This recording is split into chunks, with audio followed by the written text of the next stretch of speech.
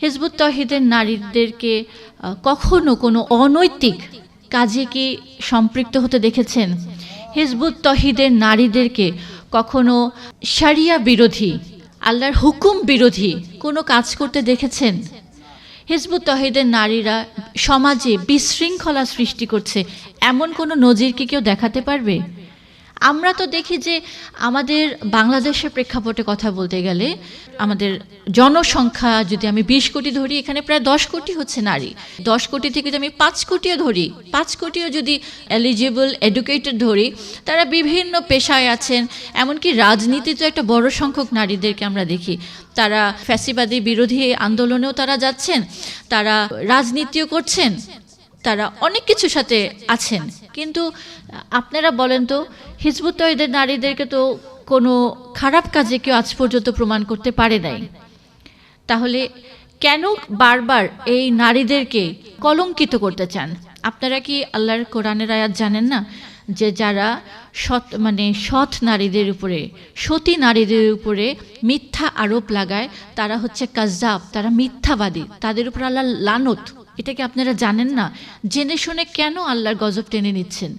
আমরা সমাজে শান্তি প্রতিষ্ঠা করতে চাই, আমরা আল্লাহর দ্বীন প্রতিষ্ঠা করতে চাই, আমরা মানুষের অধিকার প্রতিষ্ঠা করতে চাই, আমরা এই সমাজ থেকে জুলুমকে উৎখাত করে মানুষের মাঝে ন্যায় বিচার প্রতিষ্ঠা করতে চাই, আমরা আল্লাহর বিধান প্রতিষ্ঠা করে মানুষের মাঝে শান্তি প্রতিষ্ঠা করতে চাই। কে মুসলিম, কে অমুসলিম, কে খ্রিস্টান, কে বৌদ্ধ, কে হিন্দু, এটা আমরা দেখছি না। কারণ দিন হচ্ছে মানব জাতির জন্য শেষ দিন। আল্লাহ রসুলের উপর যেটা তিনি দিয়েছেন, এই ইসলাম, এই কোড অফ লাইফ হচ্ছে পুরো ম্যানকাইন্ডের জন্য। আজকে পুরো বিশ্ব যখন একটা দাবানল জ্বলছে, আমার বাংলাদেশেও যখন বিদ্বেষের, হিংসার, অপরাজনীতির যখন দাবানল জ্বলছে, তখন সেটাকে নির্বাপিত করার জন্য কেউ তো প্রচেষ্টা সেইভাবে করছেন না। আপনারা যে ওয়েটা ধরে রেখেছেন, আপনাদের যেই কারণে আগুন ধরেছে সেই কারণ দিয়ে আপনারা নির্বাপিত করার চেষ্টা করছেন, কিন্তু সেটা তো সম্ভব না। এই আগুনকে নির্বাপিত করতে পারবে একমাত্র আল্লাহর হুকুম প্রতিষ্ঠা হলে, এবং সেই প্রতিষ্ঠা, আল্লাহর সেই হুকুমকে প্রতিষ্ঠা করার একমাত্র আন্দোলন হচ্ছে বাংলাদেশে, পুরো বিশ্বের বুকে হিজবুত তৌহিদ। এবং সেই হিজবুত তৌহিদ শুধু পুরুষরা নয়, নারীরাও সেই মহান কাজকে নিজের কাঁধে তুলে নিয়ে আমাদের মানুষের জীবনে শান্তি প্রতিষ্ঠা করার জন্য তারা কাজ করে যাচ্ছে, অক্লান্ত পরিশ্রম করে যাচ্ছে। তারা কিভাবে তাদের সংসারকে সামাল দিয়ে, কিভাবে অর্থনৈতিক সংকটকে মোকাবেলা করে তারা আল্লাহর দ্বীনকে প্রতিষ্ঠা করার জন্য সংগ্রাম করছে, সেটা কখনো খবর নিয়েছেন? সেটা কখনো জানার চেষ্টা করেছেন? কখনো কি জেনেছেন যে হিজবুত তৌহিদের নারীদের পেশা কি? আমাদের এই পুরো হিজবুত তৌহিদে কত সংখ্যা আছে যারা এডুকেটেড, যারা বড় বড় পদবি নিয়ে আছেন, ডিগ্রিজ নিয়ে আছেন? সেটা জানেননি। এক কাতারে আপনারা সবাইকে ফেলে দিয়ে বাজে ভাষায় আমাদের ব্যাপারে কথাবার্তা বলে থাকেন। কিন্তু মনে রাখবেন যে আমরা কোনো দুনিয়াবী স্বার্থের জন্য সংগ্রাম করছি না। আমরা হিজবুত তৌহিদের নারীরা, আমরা আল্লাহ রসুলের সেই আদর্শকে ধারণ করেছি। আমরা হিজবুত তৌহিদের নারীরা সেই আদর্শকে প্রতিষ্ঠা করার জন্য অঙ্গীকারাবদ্ধ হয়েছি। আল্লাহ রসুলের জীবনী পড়েছেন আপনারা, রসুলাল্লাহর নারী আসহাবদের জীবনী পড়েছেন আপনারা, শুনেছেন, আলোচনা করেন, কিন্তু সেই নারী আসহাবদের চরিত্র নিজের মধ্যে ধারণ করার, প্রতিষ্ঠা করার কেউ প্রচেষ্টা করেন নাই।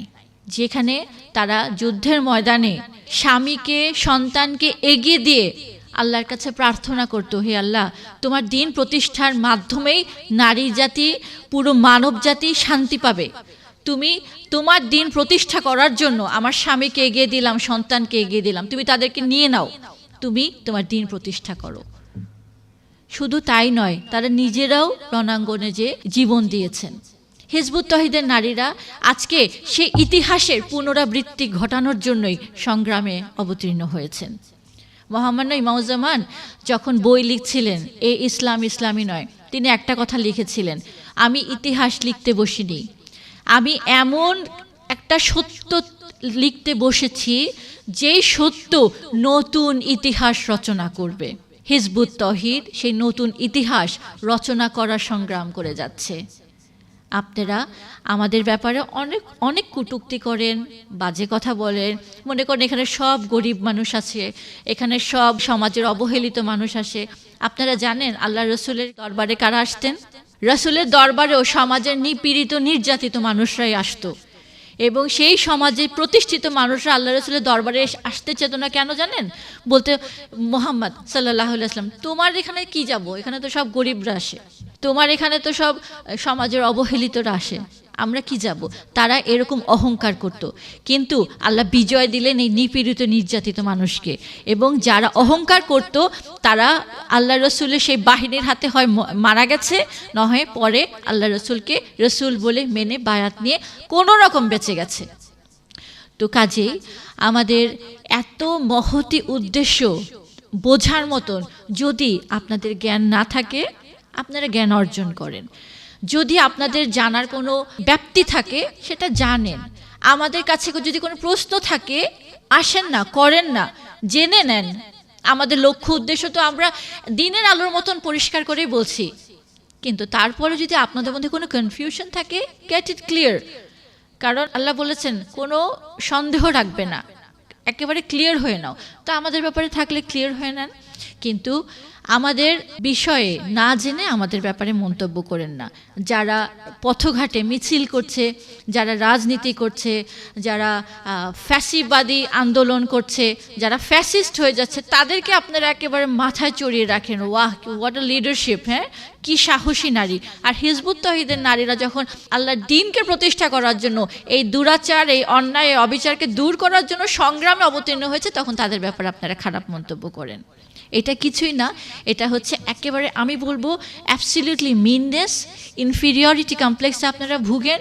কারণ আপনারা মনে করেন যে আমাদের আদর্শ মেনে নিলে তো আপনারা ছোট হয়ে যাবেন। না, সত্য মেনে নিলে কেউ ছোট হয় না, বরঞ্চ আল্লাহ তাকে সম্মানিত করেন।